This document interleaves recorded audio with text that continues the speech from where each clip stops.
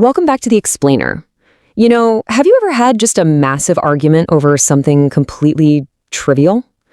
Well, today we're diving into a really brilliant historical story from the golden era of the Vijayanagara Empire. It's a tale where human nature, a whole lot of pride, and a really ingenious method of conflict resolution absolutely takes center stage. And the crazy part? It all started with a simple bodily function.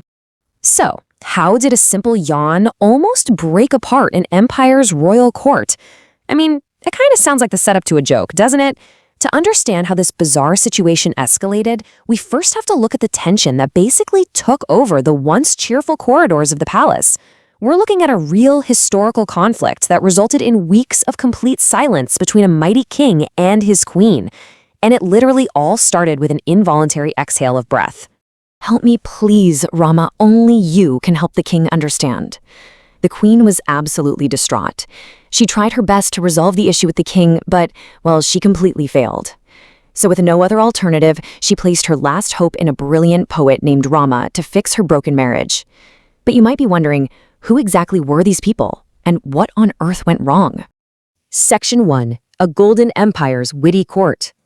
We start in the golden era of the Vijayanagara Empire under King Krishnadeva Raya, whose reign spanned from 1509 to 1529 CE. Now, what's really fascinating here is that the king wasn't just this eminent warrior and wise monarch, he was also an accomplished creator. He was a huge patron of learning who wrote renowned epics like Amukta and the Sanskrit drama Jambavati Piranayam. And actually, this detail is absolutely crucial to our story. His identity as a gifted poet meant he was incredibly proud of his artistic creation. Because art and literature flourished under his rule, his court was famously home to this brilliant group known as the Ashta Diggajas.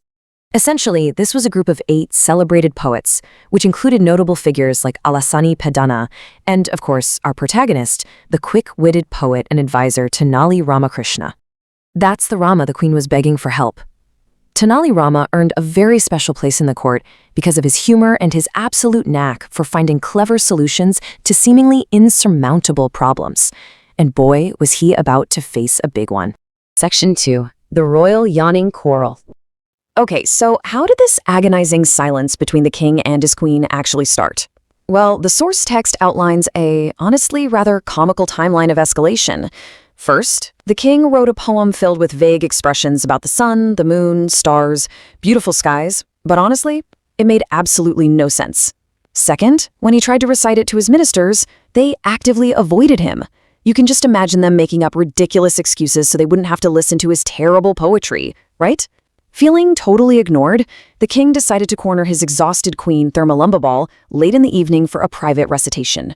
And as he recited this incredibly confusing poem, the queen, who had endured a deeply tiring day, yawned. And not just once, but several times. So we are looking at a massive communication breakdown here.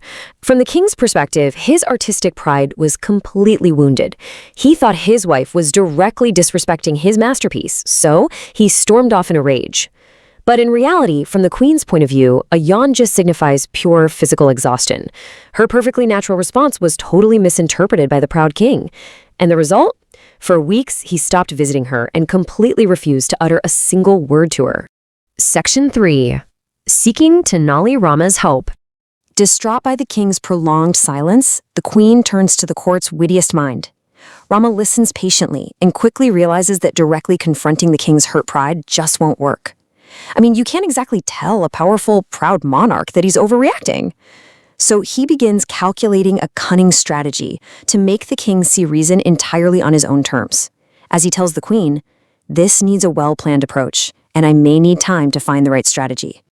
Section 4. The Magic Paddy Seeds. The strategy unfolds the very next day, and the sources paint a really vivid scene for this morning. The court is bustling beneath intricately carved pillars, sunlight is streaming in, but despite the chatter, the king is sitting on his ornate throne with a stern expression, just scanning the room. The unresolved quarrel is clearly still eating at him. Amidst a serious, highly practical court discussion about expanding irrigation and improving manure for paddy cultivation, Rama sets his trap. He dramatically approaches the throne carrying a plate full of paddy seeds, boldly claiming to the stern king that they are revolutionary and will miraculously multiply the empire's harvest by 3 times. Now, the court's immediate skepticism is totally obvious. The room just erupts into snickers and sarcastic whispers at such an absurd claim. I wonder if these are magic seeds, one courtier jokes. Another actually suggests he found them on the moon. And through all of this, Rama just stands there with a quiet, amused smile.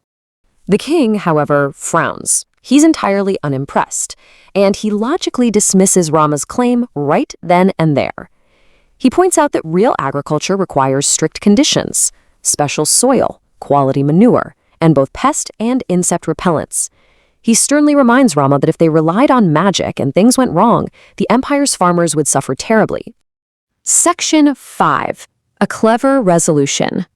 Having successfully baited the king into relying on cold, practical logic and agronomy, Rama is now perfectly positioned. Completely unfazed by the king's scolding, he casually shifts the focus. He agrees with the king, but says the real issue isn't the seeds themselves, but the person who sows them. When the king demands to know what he means, Rama looks around at the skeptical courtiers and asks this seemingly ridiculous question. And what if the person had a habit of yawning while sowing? Wouldn't the seeds scatter unevenly? It's just such an absurd jump in logic. The sheer absurdity of it immediately breaks the tension in the room. The earlier sarcasm is replaced by genuine amusement, and the court literally erupts into laughter. Caught completely off guard by the joke, even the king sighs and instinctively yawns right there on the throne. Rama watches him keenly, and then poses this profound, universal question to the room. Is there anyone in this world who does not yawn? It is, after all, as natural as breathing. And boom, the trap closes beautifully. The king's expression shifts as realization suddenly dawns on him. Rama's metaphor completely shatters his stubborn pride. His mind races back to how harshly he scolded his exhausted queen. His anger is instantly replaced with sudden, heartfelt regret. He thinks to himself, if I had known that yawning was not a sign of disrespect, I wouldn't have taken her gesture so personally. If he'd just recognized it as a natural reflex rather than a deliberate insult, he wouldn't have caused weeks of misery. The resolution is swift and really charming. That very evening, the king approaches Queen Thurumamba with a gentle voice, openly apologizing and admitting that his pride had totally blinded him. The queen, who had literally longed for this exact moment, happily forgives him and graciously asks to finally hear his poem. For orchestrating this peaceful settlement, Rama is richly rewarded with valuable gifts by the royal couple, proving his masterful grasp of human psychology. And just like that, joy and laughter brimmed in the palace once again.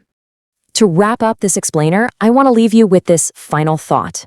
When was the last time your own pride blinded you to a simple, natural misunderstanding? It's so easy to interpret innocent actions as personal attacks, isn't it? Just like a king misinterpreting a sleepy yawn as a critique of his poetry.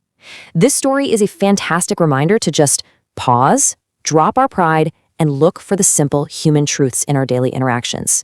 Thanks for listening, and keep questioning the history around you.